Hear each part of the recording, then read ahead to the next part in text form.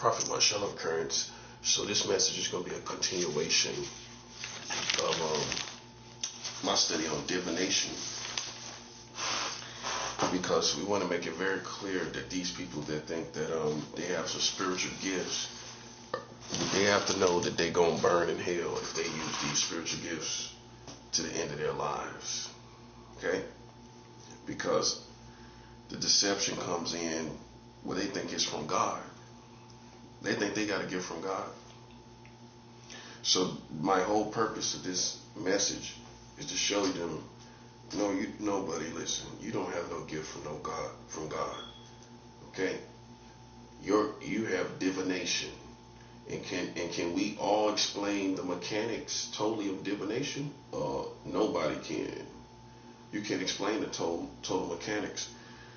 But you can't explain the total mechanics of anything. Honestly. When you think about it, you can't explain the total mechanics of nothing. So, but what we do know is that the Bible is against divination.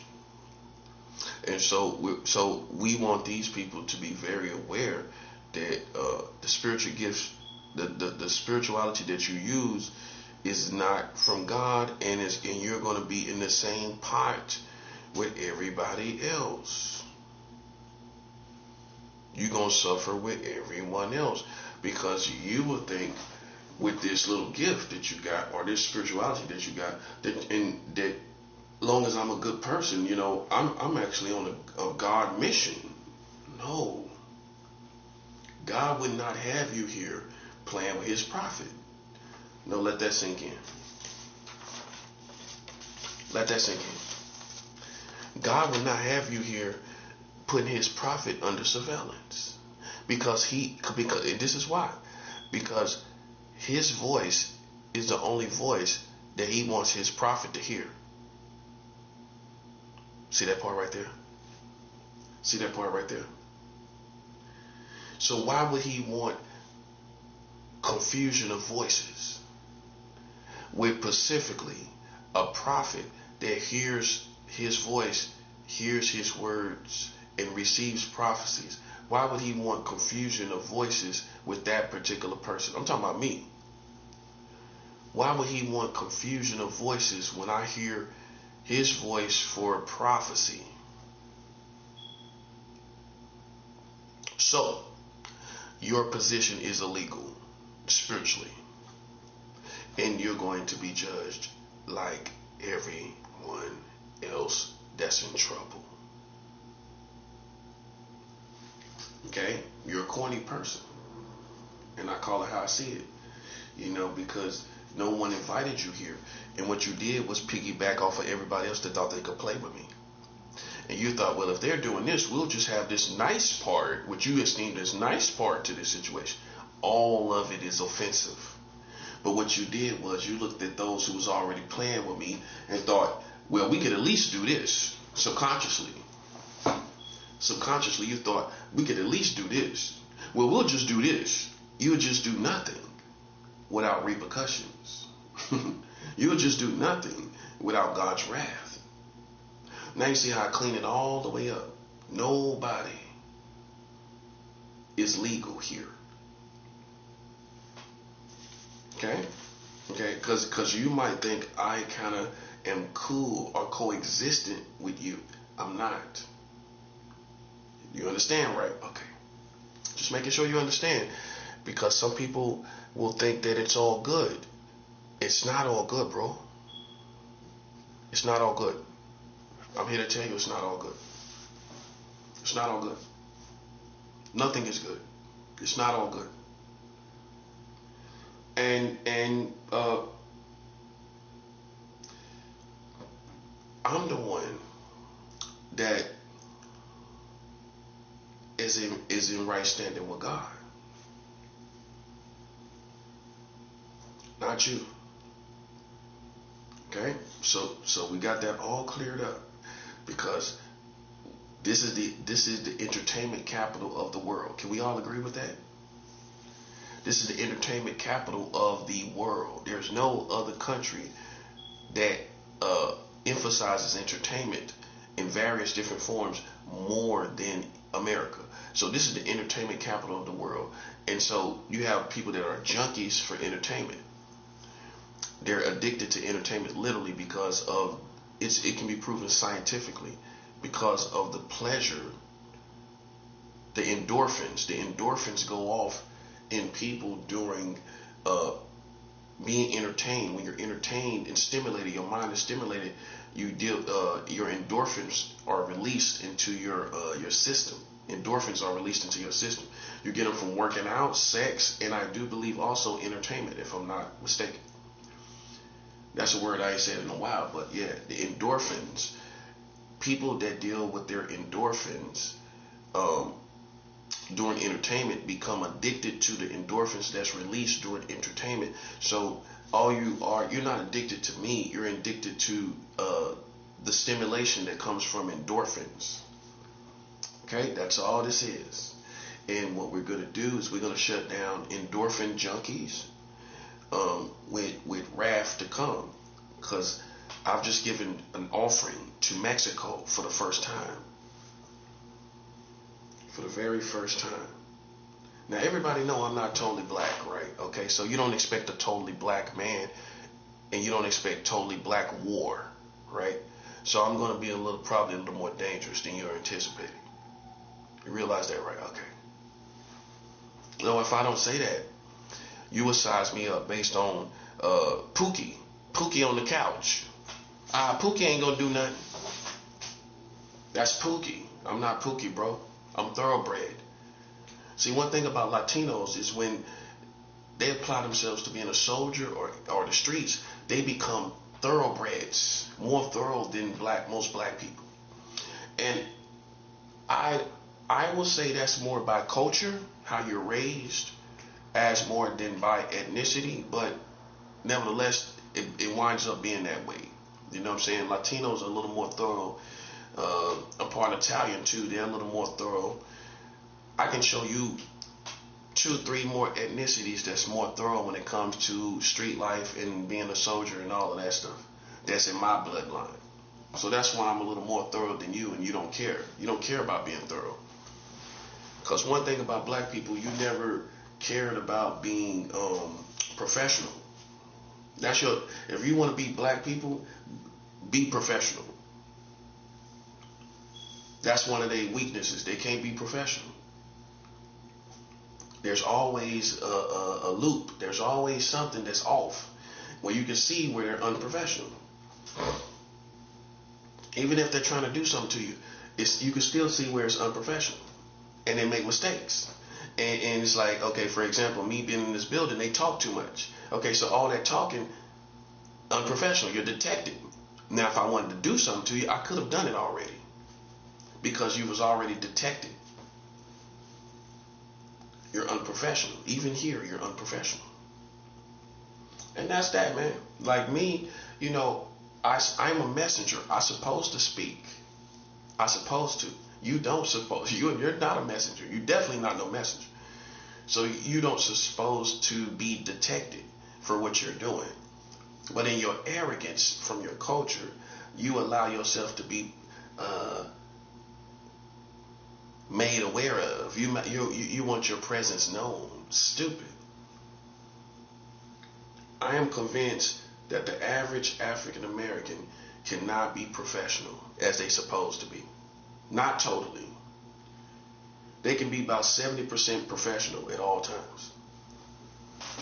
While most other people can be 90% professional. No one can really be literally 100% professional. But you can be about 95% professional. You can't, you know what I'm saying? I even say 97% professional. I leave 3% for human error, right? But most black people are about 70% professional in anything they do. Okay, so that's one of their weaknesses is unprofessionalism in anything. So if you want to beat them, all you got to do is be tight and professional. That's all you got to do.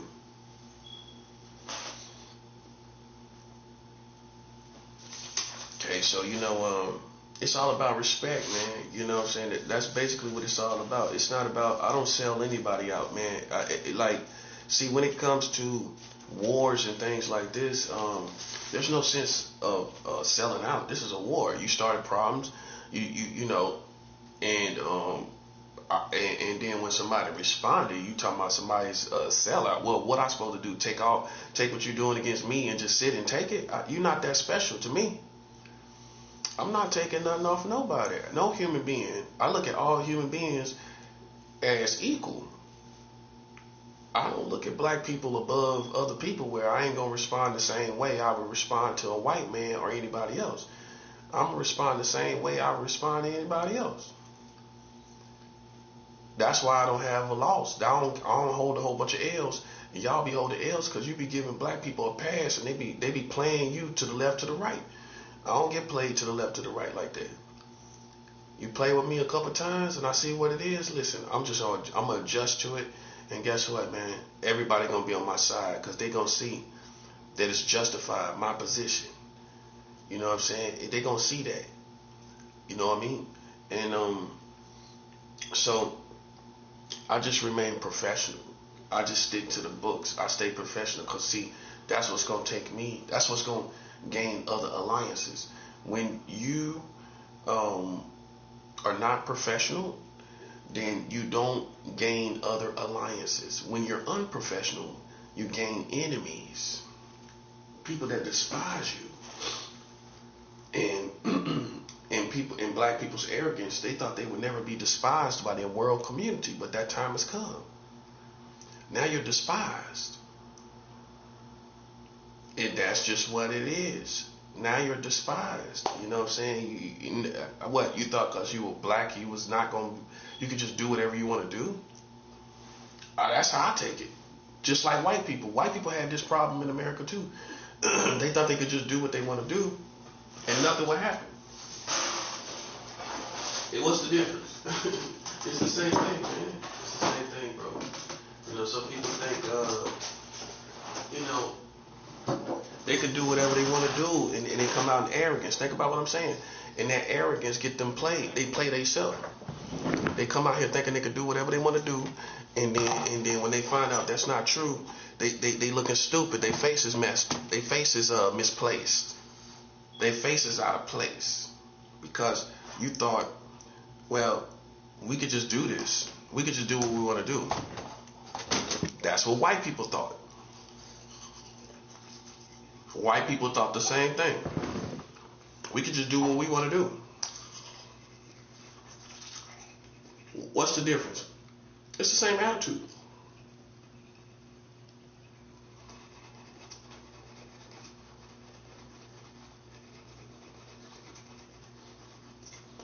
You basically are doing what white people been doing. They've been doing this for a long time, just doing what they want to do. Now black people get to taste a little bit of that power, and it's short-lived. It's short-lived, ain't it? Yeah. Everything. In fact, everything you do is short-lived.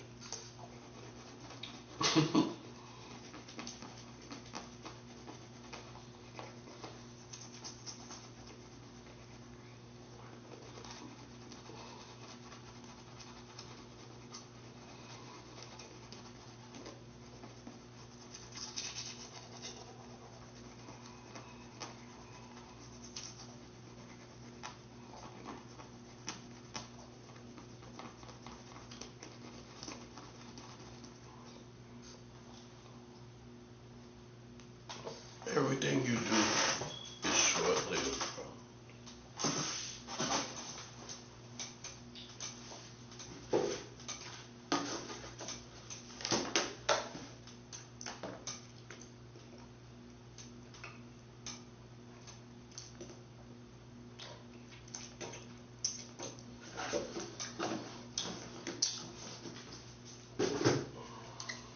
So,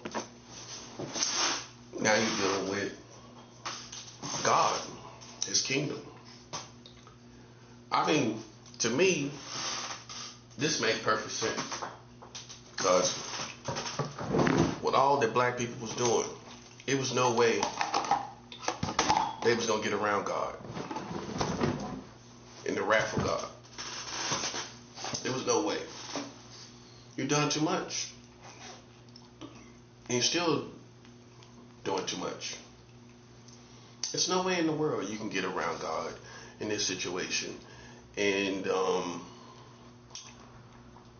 it doesn't matter how cute you are, how black you are, and whatever else, how African you are. Who cares? I don't care. You're just another bunch of human beings to me. That's how I see it. At the end of the day, you're a mere human being. Mortals. Just like everyone else. See how you played yourself? Because see, in your arrogance of who you are or who you're supposed to be, a combination of both, you came out here and played with godly people that were minding their business, and you thought nothing would happen to you because you know, and subconsciously, because you're black after all. You know, we got black strength. Black strength can't play with God's kingdom, buddy. You could be the strongest black man in the world, and guess what, buddy? You playing with God's kingdom, God gonna make you say uncle, buddy. He gonna make you say uncle. You gonna bow down to God, buddy. And you could be the blackest man and the strongest man, black man in the whole wide world. You could be Leroy Brown. Leroy Brown, baddest man in the whole darn town. Badder than you and me. You could play that Leroy Brown position, bro. But guess what? We always gonna get the last laugh, man. Because me, instead of a ghetto war or anything like that, I just rather just go ahead and put the whole liabilities where they belong, which is on the whole in the entire American community. See, that's what you don't want, but that's what you're gonna get. We're gonna put the liability on the whole American community. That's what's deserved. So if you wonder why I really don't single them out anymore, even though I know they're the reason why it's happening, white people even tell me black people the ones started it. I know they started it. White people telling me this about you in California. They told me in an insinuation that I easily can catch, you the one started it. Black people. I know that. But everybody else got involved, didn't he? I guess you could say. So, I don't have any alliances. I don't have anybody on my side fighting for me. How we clarified that in the past teachings is because if people do not follow my objective, and they just follow my wins. I know you follow my wins, aren't you? But you're not following my objectives, right? Then I don't take that seriously. Anything that doesn't serve my objective is not my alliance. Unless I want it to be. And I don't want it to be. I call the shots. And God allows me to call the shots in this situation. Just in case you thought, well, God will just have us here. We'll just be here for God and not him. Doesn't work like that, buddy. See, you follow religious people in America that don't have any spiritual power. I'm a sensei.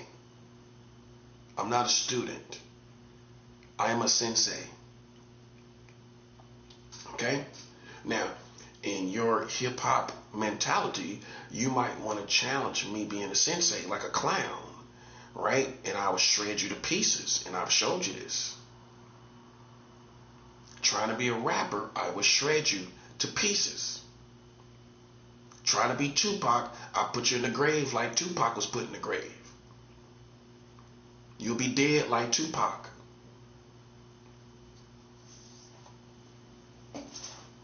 You'll be dead just like Tupac. Playing with me. Because Tupac is dead. Get it through your head, Tupac is dead. Some of y'all halfway think he's still alive. Tupac is dead.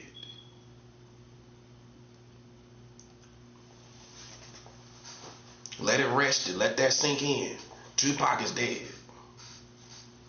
Because half of y'all didn't let it sink in. Let it sink in. Tupac is dead, buddy. Gone.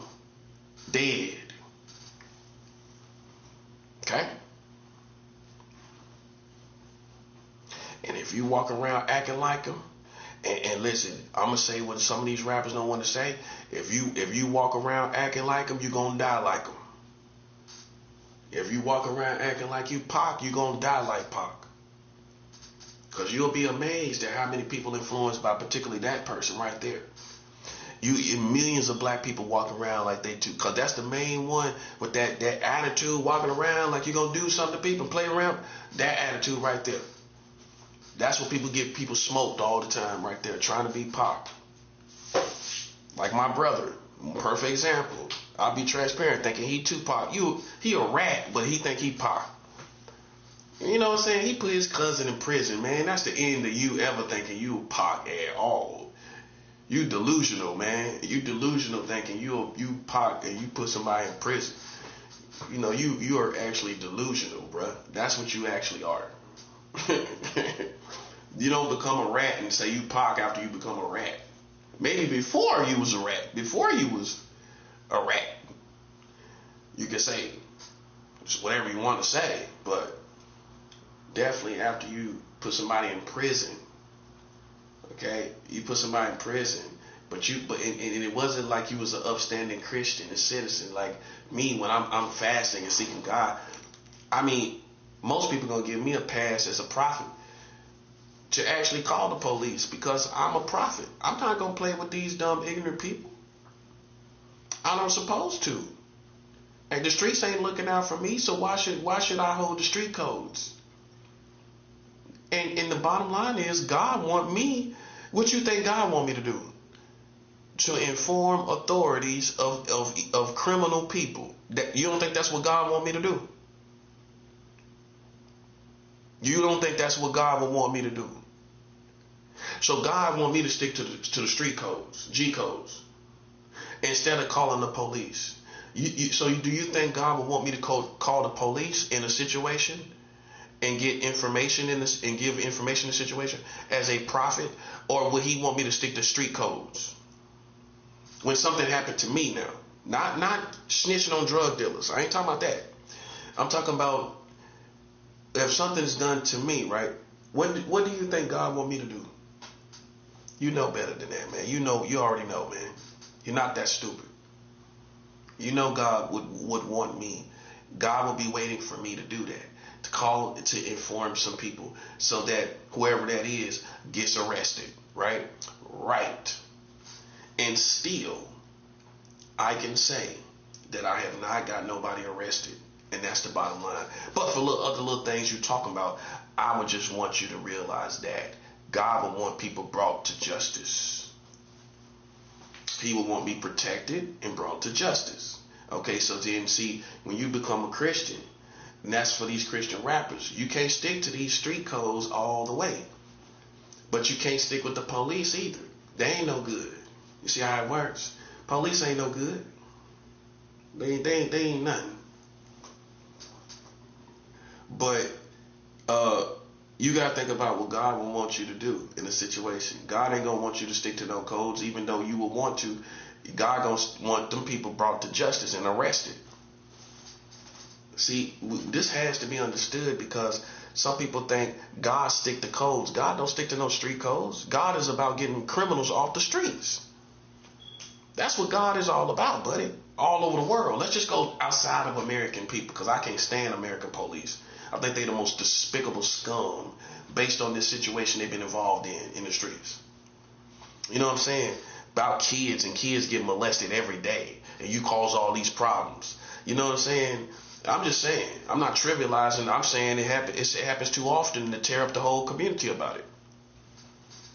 It happens too often to tear up the whole community about one single case of pedophilia.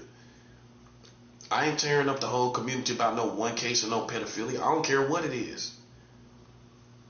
And I would tell you that if I was the authorities. I ain't tearing up no whole country about no, you know what I'm saying? And then we turn around and the kid is raped here, and the kid is molested there, and the kid is molested here, there, everywhere. I mean, it happens all over the time. It happens all over McDonald's farm, doesn't it? Old MacDonald had a farm. E-I-E-I-O. It happens everywhere, don't it? Pedophile here, pedophile there, pedophile everywhere. Old MacDonald had.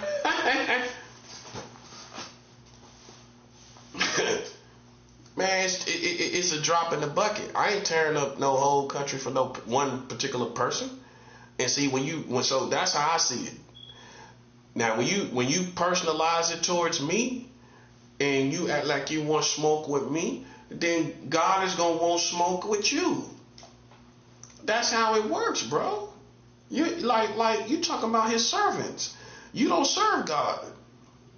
Okay, so get out of your mind the idea that you're with God and your community they not with God. Okay, yeah, let's come down to earth. Okay, now you're talking to a real servant of God. Okay? Now, you can't play with me and talk about you, because you're used to doing that, and talk about you with God. Sorry, little buddy. It don't work like that, little buddy. I'm just letting you know. Because you're so used to dealing with your own ops, they think both sides, neither one got God, but they'll talk about God is on our side and God is with us. I'm talking about in the streets, right? And neither one of them sides got God with them at all. Because you in the streets. God ain't with neither one of you. You tripping. And you could talk about it in your music. You could, if you're a rapper, you could talk about God on y'all side, and y'all could talk about God over here. I mean, think about it. Look at it in the situation with Tupac. Tupac talking about God, and Biggie talking about God. That part. Wasn't Biggie talking about God and Tupac talking about God. That's how it is in the streets. Both sides think they got God on their side. So then it ain't going to be no different when you start playing with me. You're going to still be talking about God over there and everything, kissing your cross that you got around your neck, acting like God is on your... Man, stop playing. Hey, kissing their cross and everything that they got around their neck, like God is on y'all side while y'all do what y'all do. Nah. Now you're dealing with God's people for real. You see what I'm saying? And the writing is on the wall and the line is drawn in the sand. If you call yourself spiritual, then you should be able to see what's spiritually going on, buddy. Yeah, that part. I expect all these so-called spiritual people, back to my message, that is so spiritual, I expect you to realize what's going on. You so spiritual, what's going on now? What's going on now? Can you tell us what's going on now? Can you tell us what's going on now, Brad? What's going on now? I'll tell you what's going on now. Listen, wars in the world are escalating to ultimately shut down America. That's what's going on. That's what's going to happen. This country is going to be shut down. That's what's happening, brother. I'm trying to tell you. Now, just like you didn't pay attention to me the first time. Listen. Here you are again. Here you are again. Not paying attention. You know what I'm saying? When I say stuff, I don't say stuff to just be saying stuff or out of anger. I don't play with God's kingdom like that. Because one thing I want you to realize, even though you might think, because of the inflection in my voice, you might think I'm a little bit of a hothead. But if you pay attention to all that's been done to me, you can't say I'm a hothead. Well, not based on what's been done to me. Well, if I was a hothead, I'd be tripping around here. So I handle myself quite gracefully. Bro. And I don't think I get enough credit for that. You know, people are nitpicking. See, Americans have become, picky. My ops is choosy lovers, right? Choosy lovers.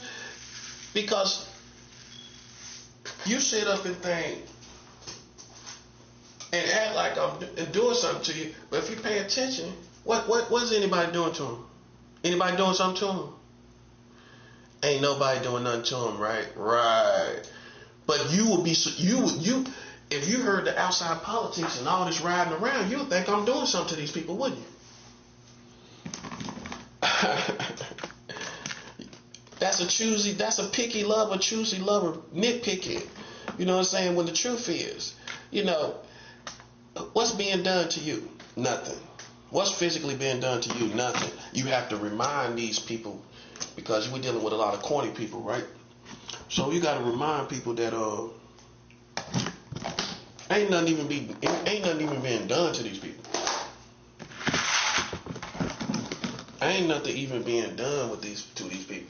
So what you got to realize is, me come from the South, I'm just as thorough as Jamaicans.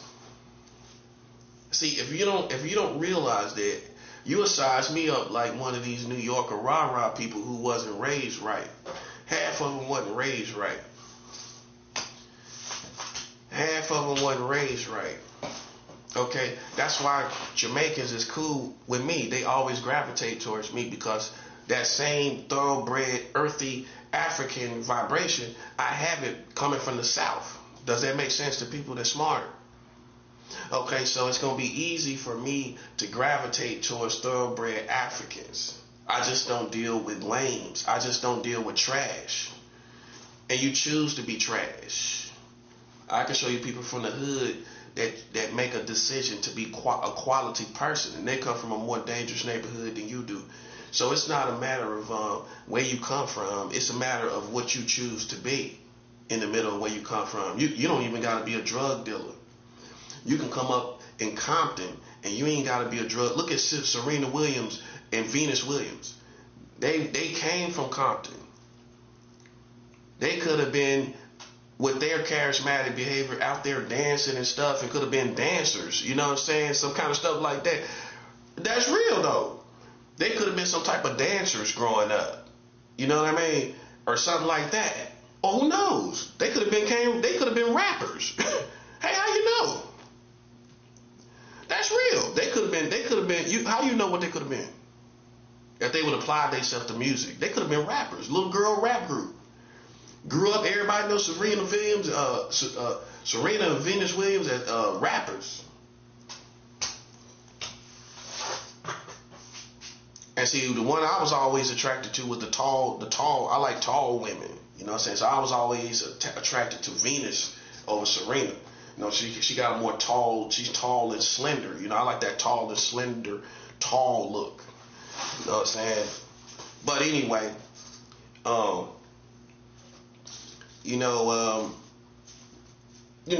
they came from Compton.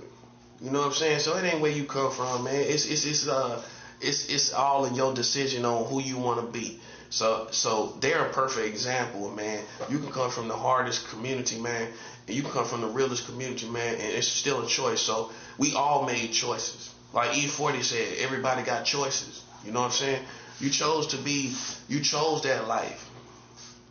Now I do give room for it happened almost naturally for you to do whatever you did, but at the same time, I can show you people who can navigate through those same situations without doing the things that you and I done.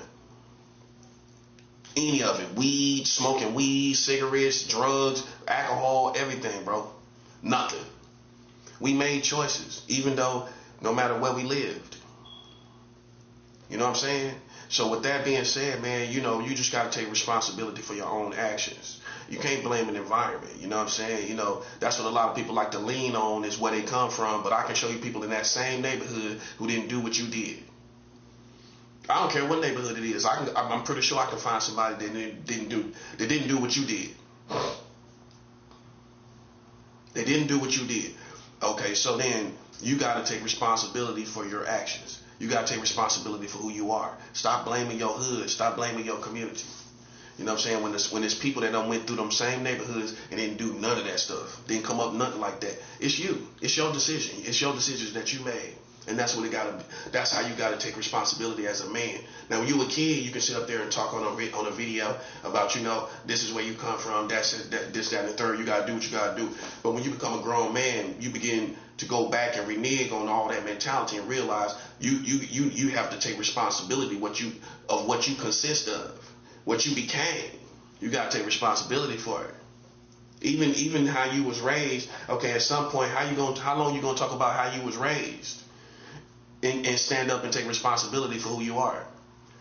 Because a lot of people do that too. If it ain't the neighborhood, they're gonna blame their parents for how they was raised. You know what I'm saying? But okay, so what you gonna do? You gonna become a failure and a loser because of how you was raised? And see, that's when I read between the lines and realize, you're using that as a cop out to tell people that's why you are the way you are, and because you don't want to take responsibility for why you are the way you are. You don't want to have to. So it's easy to just shift the blame on me and say, well, you're this way because of me. But imagine if all of us was like that, and we chose to blame and point our finger at someone else through insinuation. They ain't gonna say it. You got to read between the lines. Okay, they're basically insinuating this person did this to me. This is why I'm a loser. Instead, this is how they try to save face for being a loser. You're gonna go blame somebody in your family. Even people that call themselves being sex victims, you got to pay attention to them people, because it's not normal for a person to come out and tell everybody what happened. Not in black culture. So certain people that already was trying to reach for success and they tasted success in some type of little way or whatever, peep game, man. They gonna feel ashamed of who they become. So then how they gonna save face to their society when they realize what society is, right? All these people watching. What you gonna tell them why you are the way you are, and how you gonna make it make sense? How you gonna tell them why you are the way you are? You gonna tell them, you gonna blame somebody in your family. My brother gonna blame me for why he is the way he is. He gonna blame my mom and my dad for why he is the way he is. But because you don't want to take responsibility for yourself. So it's easy to go back once you fail. You were doing good before, but then you start falling off. Now you want to blame other people for why you fell off. But the truth is, we know you fell off because of you, because you was doing good. You had a house. You had a car, you had a wife, you had a child, right? Okay, so then how you gonna blame us for when you fall off? Because stupid people that listen to you will believe they'll believe the Jedi mind trick and think that's the real reason why you walking around a loser. See, it's certain type of people who will blame other people for why they're losers. They'll talk about that. Well, I was abused sexually. That's why I'm a loser. That's what the insinuation is. When we done seen you function as a normal person. It's too late when we see you function as a normal person. For you to go back and say, this is why I fell off. Nah, we seen you function as a normal person. We seen you do stuff in school to help the kids. Tremaine, we seen you help the kids. We seen you function. You was in a book, but you was lying, talking about you was in a gang. Okay, bruh, listen, bruh, you ain't had no set. Y'all wasn't selling no drugs. So why you gonna tell in your biography that you was in a gang? You ain't see me do that, right? I ain't telling people in my biography I was in a gang. I left childhood at childhood. This dude grows up and then goes to charter schools and help the kids, right? So he become the head of his class in these charter schools, right? So in the book, in these charter school books, like the yearbooks, like the school books, right? He gonna tell in his biography, he gonna say he was a little kid in gangs, a little gang he made up. That gang, there was nothing. It was nothing. That's like something you did in school, like a little crew in school. That's all that was. He acted like it was a set, like he made up a set. Yeah, he wasn't banging. He ain't even had no pistols as a kid. Tremaine didn't have no guns until he was a man. Until he was over 18, then you had guns. You wasn't shooting no guns and doing no felonies as a kid, no. So why he even mention a gang in his biography, in the description of his biography? If the gang had no impact on who you was. That's fraudulent, man. See, that's the type of people, man. Like all of us, let me explain this for the black community. All of us fabricated our history when we was kids. When we was kids, we told people we was in gangs, we was with Crips, we was with Bloods, woo woo woo, right? But when you grew up and you really started selling crack, you just left that persona alone, didn't you? When you start getting robbed, you start doing felonies, you stopped talking about gangs, didn't you? Because you just got in when you fed in. You know what I'm saying? You got down with your city and what they represent. You start talking they slang and feel me? You start getting down with your actual environment as opposed to the stuff you see on TV and all these things. That's normal. But for you to go into adulthood like my brother, got his little picture talking about he was in a gang, got these people believing he was in a gang. You know what I'm saying? I'm telling you, there was no people coming to the house. There was no gang members coming to the house. There was nothing going on. That's the little stuff you had at school because you was infatuated with gang life like the rest of us. All of us was infatuated with it in the 90s. So I give a pass for people that came up in the 90s, where, not him, but other people where, you wanted to be down with a Crip, you want to be down with Crips or Bloods or some type of gang. I mean, because you seen it everywhere. It was in the music. It was on the TV. Okay, but when you came a grown man and you really got down with the streets, you stopped saying you was in a gang. That's childhood fabrication. I give room for that in African American culture. And I ain't gonna say you fake because you had it, because we all had it. We exaggerated things. That's what kids gonna do. If you listen to a rapper and he's talking about all of this, what you gonna do? You gonna create your own persona. If a rapper saying, yeah, I got this and I'll do this and I got a 40 cal. I'm talking about old school. I got a 40 cal. I'm just stepping like a march band. I'm just stepping like a march band. Got a 40 cal. I'm stepping like a march band.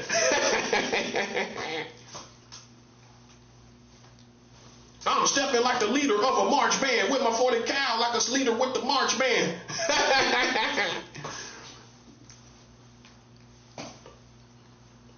But then you grow out of it. Okay, you hear the rapper talking like that, stepping with the march band.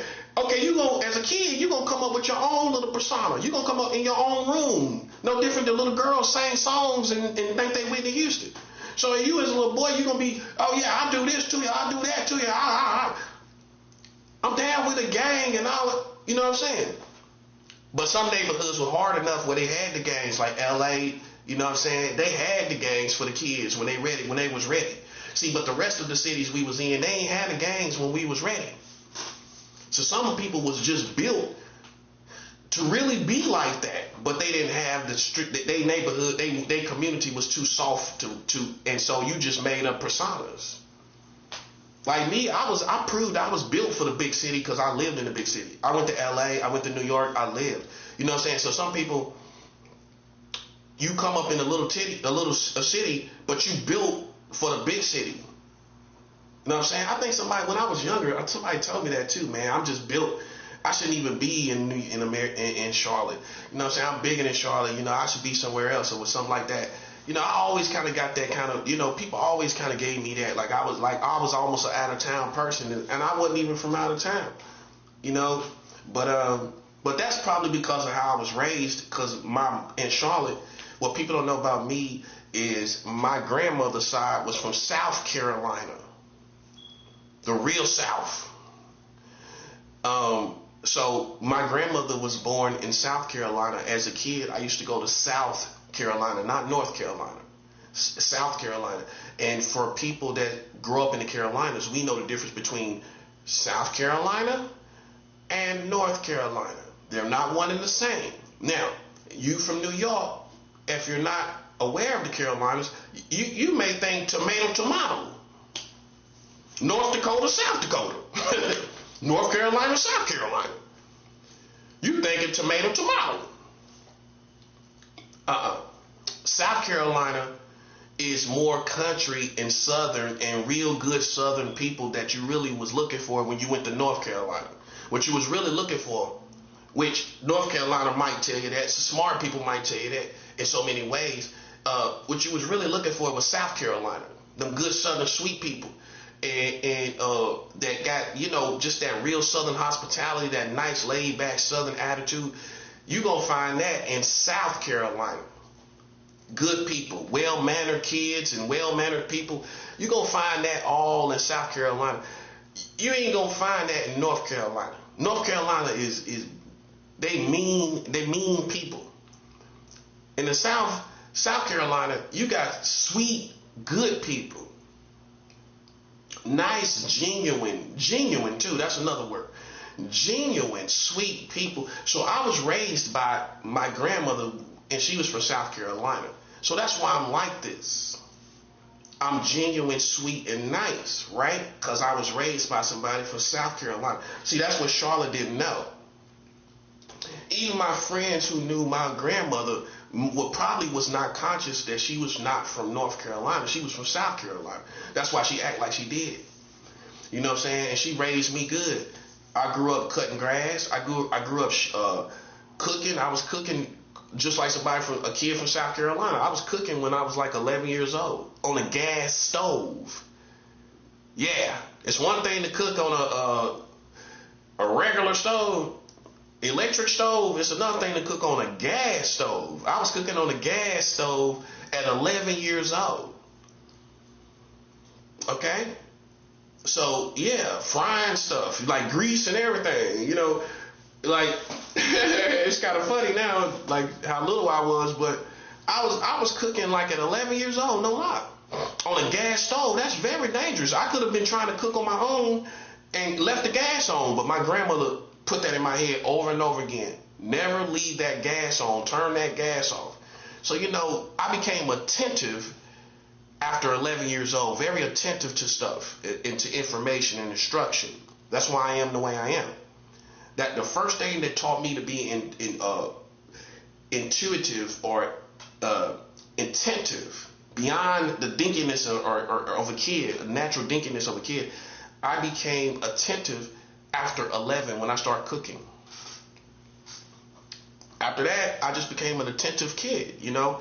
So, you know, that's how I was raised in Charlotte, you know, by my grandmother that was from South Carolina. So I was raised from South Carolina. See what I'm saying? And that's my dad's mom. So he was raised by somebody from South Carolina. That's why my dad is laid back. He don't act like Charlotte people because he was raised by my grandmother that was from South Carolina. See, people won't know. And they'll act like you are not a part, or you're bougie, or you're not a part. But they stupid. They don't know you you was raised from a whole different place from Charlotte. That's why my dad is the way he is. He laid back. You know what I'm saying? Because of my grandmother. So, South Carolina people are laid back, and you know what I'm saying, we don't have no confusion and all that kind of stuff going on and everything like that. No. Now North Carolina is these ratchet people. You know what I'm saying? Now my mom's side, her family was from North Carolina, but not Charlotte. They was from other counties. My mom was born in Gastonia. She wasn't born in Charlotte. She was not born in Charlotte. Okay? So I come from somebody that wasn't even born in Charlotte. Okay? So that's from my mom. My dad's side, like I said, my grandmother was from South Carolina. So you put it together. My grandmother on my mom's side, they were from somewhere else in Gastonia, outside of Charlotte. And my dad's side was from South Carolina. Lancaster, what we call Lancaster. Y'all would say Lancaster. So my family on my dad's side was from Lancaster, South Carolina. I used to go to Lancaster when I was a kid, which I would call Lancaster, but we so country, we said Lancaster instead of Lancaster. You know what I'm saying? I grew up and I realized what it was, but my family come from Lancaster, South Carolina. You know what I'm saying? So that's why my energy is the way it is, where Southern Charlotte people will be like, man, he just don't really seem like a Charlotte person. See, that's why. See, I grew up and realized, you know, that's what it is. You know what I'm saying? So I come from a deeper South in raising and energy than even North Carolina. South Carolina, that's the South. North Carolina is kind of the gateway to the North, and South Carolina is the gateway to the South. That's how it is. In fact, if you don't know, the most slaves on one plantation in the whole country was in South Carolina. That's where all the slavery. This is where, because it was a coast. That's a coastal state, right? The most slaves was held by John Ward, which was called the King of the Rice. If you don't know the story about John Ward was, which I think a lot of these streets that's called Ward Street and Ward Avenue, or whatever, that's named after John Ward, really. Because it don't make Ward what? What is it when the streets say Ward something? And not Ninth Ward, this Ward, not that. But then again, that could mean that in these different cities that say Ward, Ninth Ward, and this, how we know. I mean, mind you, this is the biggest slave owner. So the divisions that he had could have made people use a term for wards, right? It could have created a whole term, you feel me? Because this guy had the most slaves and he made the most divisions of slaves. Make sense? Where they would say Ninth Ward, putting his name on different divisions of different communities. Anyway, the bottom line is John Ward, if you're not educated on this, he had the most slaves in America. That includes Texas, Louisiana, Florida, Georgia. The most slaves were held in one plantation in South Carolina, in Georgetown, South Carolina. Okay, where you had John Ward, the King of the Rice. Okay, so you understand, right? Okay, so that's the South. And with watching these movies, you would think that the real slave culture was Louisiana, because all the weeping willow trees and those big, huge Victoria style plantation architecture on the plantation, that Victoria style boulders on those balconies in those porches that made these Victoria style houses for the plantation, on the plantation, with the sleeping willow trees and the big long dirt paths to the house, to these plantation houses. You would think that basically was where all the slaves was. That's the deepest slave culture. The deepest slave culture would have to be based on John Ward, which was South Carolina. You know what I mean? And if you lived in Carolina, you might not sense this with your intuition. It's a bondage there. It's a bondage. It's a spiritual bondage that's there that you can't put your finger on. It's a lot of tragedy. You can feel it. That's why if you watch Charlotte people, even Charlotte people, you notice they got a lot of tragedy in their families. No, I'm serious. Pay attention. Did you notice they have like this abnormal level of tragedy? Like just crazy stuff happening between families and crazy stuff happening in the streets. Crazy. If you got Charlotte family, I want you to think about this. Look at all the crazy stuff that happened over the years in the Charlotte family. It's a spiritual bondage that's down there, because my belief is spirits don't die, right? Demons don't die. So after slavery, what demons did was regroup and did something else. They didn't die. So you got to be aware of the spiritual world. Demons love that captivity of slavery. Okay, when the nest was torn down through the Civil War, those demons, like bees and hornets, they're going to regroup. Hornets ain't going to die because you tore down their nest. They're going to fly away and begin to regroup and create another nest. They probably just smell another nest and they do something else, right? It's the same thing with demons. When you tear down a nest, as in a bee nest or hornet nest, all they're going to do is create another nest of bondage. So in the South, even though slavery is gone, demons created other bondages, like the wages, the poverty rates and all that stuff down there, and the tragedy. All the tragedy in black families down there. It's thick. It's thick, man. All kind of stuff I used to hear in the 90s. Everything in the South, man, I heard, I seen a lot of tragedy because those spirits didn't go away. So in the South, even though it's not like the big city, it's a spirit of tragedy in the South that's heavy and thick. It don't go away. It never went away because those demons never went away. All they did was regroup and cause destruction in a different way. So my family is from, like I said, North Carolina outside of Charlotte on one side and South Carolina outside of Charlotte on the other side. So that's why I don't move or behave or even look like a Charlotte person, because Charlotte people got a certain look. You notice that? They kind of short. You don't really see a lot of tall Charlotte dudes. You know, they kind of short, everything. They just got a certain look. I'm pretty sure you're familiar with it. It's just a certain look. And if you notice, I don't have that look because my family comes from South Carolina and counties outside of Charlotte, outside of Mecklenburg County. So that's why I never really acted like them.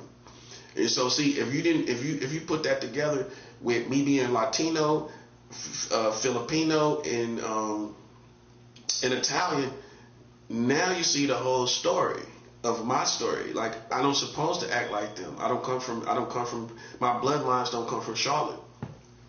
Now some people do. They got 3 and 4 bloodlines that come from Charlotte. I don't. My family moved to Charlotte, both sides. Now you see what you got going on. Both sides of my family moved to Charlotte. It wasn't 2 and 3 and 4 and 5 generations in Charlotte. But I was born in Charlotte, right? But my wife wasn't even from Charlotte. I didn't even marry a Charlotte woman. My wife was born in California.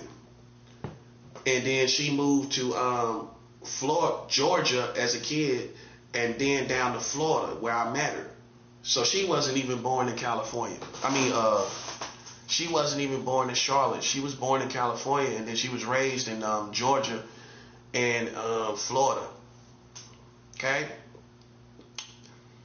I dated a South Carolina woman, one of the best women I've ever was with. Me and her never had any problems. And she was from South Carolina. You know, that's probably one of the best relationships I had. But once I grew up, I noticed I never had a Charlotte woman. You know what I'm saying? No. And that's my story. You know what I'm saying?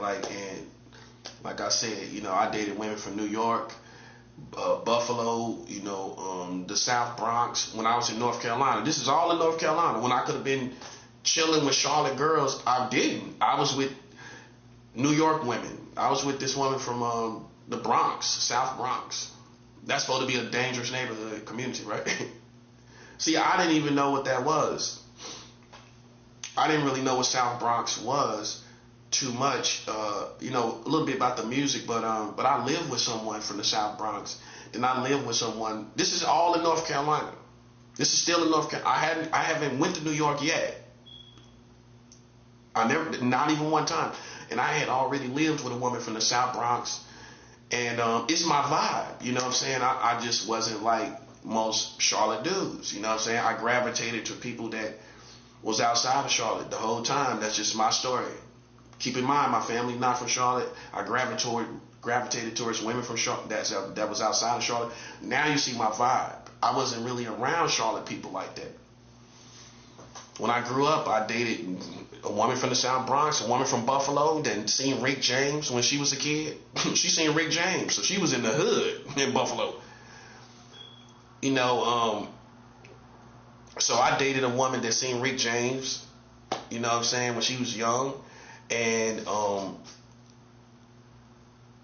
I had women that was totally outside in Charlotte. I never lived with no Charlotte woman. I never did. I just never gravitated towards them. I can't tell you why. I gravitated towards South Carolina because my grandmother was from South Carolina. My dad was raised by a South Carolina woman and family. But I just never gravitated towards Charlotte women. I ain't saying I ain't never find no camaraderie with Charlotte women, but it just went from New York women to South Carolina, women raised in different southern states, you know, but not Charlotte, you know. So that's just my story, man. That's just how the cards fell, you know what I'm saying? And that's where you might be confused, you know. There's no women that I dated from Charlotte like that. You know, I was in Charlotte working and just dating New York women from New York. So the state of New York or the New York City. So that, and I didn't try to do that. It just happened naturally. You know, that's just what it was. You know, like all that stuff just happened naturally, bro. You know, that's just what it was. But keep in mind, I had already went to California by the time I met those two women. I had already lived in California. But I had never been to New York. I had never been in New York by the time I met these New York women that I lived with. But I had that, you know, I had already lived in California, so I wasn't really no longer definitely like North Carolina, you know. So that's all I'm saying, man. You know, it's a lot of heaviness in Charlotte. Charlotte is like the Midwest to me. Now that I see different types of people, Charlotte is not like the South. If you want to live Southern, I would live in South Carolina. I wouldn't live in North Carolina. They don't act like Southern people to me. They act more like Midwest, like St. Louis, Detroit, kind of like that. Chicago. Certain attitude, you know, that ratchet attitude. Detroit, Chicago, St. Louis, kind of like that. So I wouldn't live in Charlotte expecting to interact with real Southern people. I would live in the South Carolina if I was out of town. But you would just think that's the South, you know, ignorantly. But if you live in South Carolina, that's what you were shooting for. That's what you was really looking for. Cooking good people, good Southern sweet people. You gonna find that in South Carolina.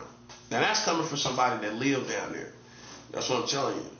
And a lot of people from New York, you ain't gonna ever venture out to South Carolina because you got family in North Carolina.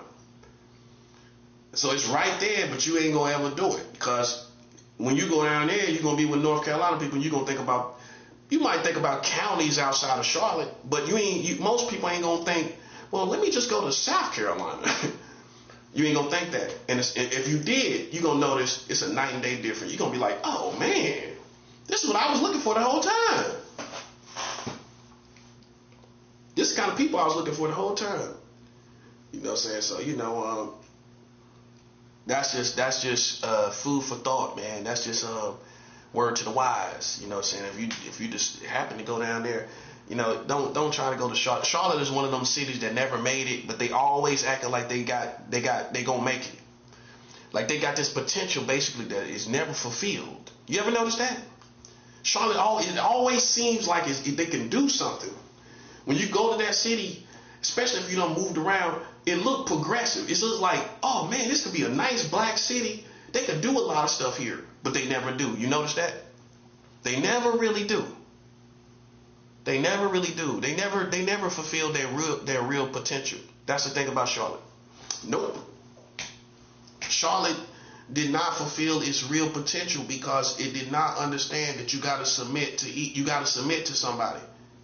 You got to submit to Atlanta or New York, and they didn't submit to either one. That's why they don't got no major record labels in Charlotte. That's why other stuff didn't pop off in Charlotte, because Charlotte did try to do everything on their own. In this arrogant attitude, because it's Southern people. They gonna think we real black people. That's what's gonna get them. But whether we real black people or not, you're gonna have to still submit to somebody to get businesses off the ground. Especially if you Southern people, country people, you got to submit to these big cities. They had Atlanta. Charlotte was set up good. They had Atlanta and New York, and people from New York. They family from Charlotte. But so you tell me why Charlotte didn't make it? Because Charlotte did not submit to other cities. and get opportunities like that. They didn't. They came up here, but but collectively they did not submit until it was too late. Now they understand the power of networking, but back in the day they didn't understand. Come on, man. People know how Charlotte people was in the 80s and 90s. Country, didn't know nothing, couldn't tell them nothing. Okay? And they did not submit to no New York in the 80s and the 90s. New York people was coming down there, but they was just hustling themselves. That don't mean you made it, because New York people down there. You make it when you submit. And you submit to New York or you submit to Atlanta. If you didn't really like New York, then you should have submitted to Atlanta, which would have been a better fit anyway. It would have been a better fit if they would have submitted to Atlanta. Atlanta's 4 hours away. You can basically walk to Atlanta if you had to. A man like me. But it's a 4-hour drive, 5-hour drive max. They didn't network with Atlanta because they wanted to try to do their own thing. I'm telling you, this is how Charlotte people think, man. They wanted to do their own thing and have their own funk going on, and it don't work like that in the real world. You got to submit to somebody. Charlotte didn't make it because they did not submit to Atlanta or New York. Or Nashville. You could even say Nashville. As far as the music go and entertainment. Nashville,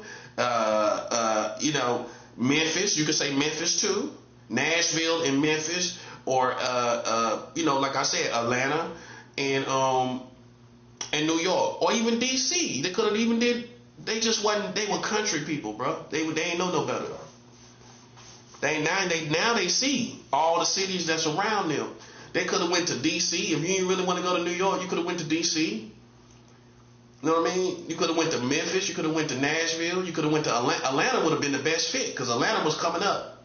But the more Atlanta grew, Charlotte felt that was natural competition, healthy. You weren't supposed to compete against Charlotte. I mean, Atlanta, that was your sister city. That was supposed to be your sister city. But they became rivals, and Atlanta just didn't take them seriously. Atlanta don't take Charlotte seriously. No, they do not. You ever think about it? Why Charlotte ain't with Atlanta? I just want you to pay attention. Why isn't Charlotte closer to Atlanta? I know people go down there. Don't insult my intelligence. I know people come from Atlanta up there. But why aren't they really together? Like a hand and glove. Because Charlotte did not submit as a little brother. Charlotte thought they was just as big as Atlanta. Or we gonna come up like Atlanta. But Atlanta came to New York. You gotta remember, you and Atlanta ain't the same, buddy. Atlanta went to New York. Yeah, Gladys Knight, all of that.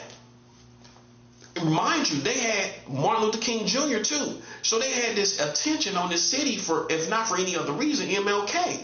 We ain't have no MLK. We had Billy Graham in Charlotte. We had Billy Graham. But we didn't have no soul black leader like MLK. Atlanta had MLK. So as a kid, my grandmother, she did network with Atlanta because we had family in Atlanta. I got family in Atlanta right now. So I used to go to Atlanta as a kid. That was our summer vacation. And I went to Martin Luther King Jr.'s house. I've actually been in the same house. They got his house set up as a museum for people to visit and tour his house. So you could tell what kind of family I came from. They wanted that installed in me. I've been to the Underground Railroad Mall that's in Atlanta. I've been there.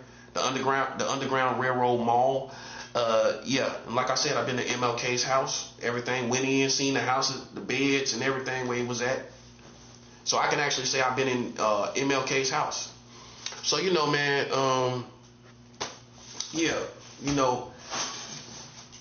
that's why Charlotte didn't make it, man.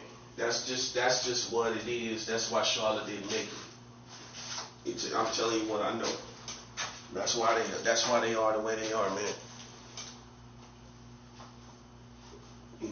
That's Charlotte did not want to submit to New York. I'm telling you, as a grown man, that's what it was. I know how they think down there. They think, man, them dudes corny down there. We gonna do our own thing. We gonna do they corny. They lames, man. They corny. They ain't, they gonna look at low key. They gonna look at New Yorkers and even California people. Everybody.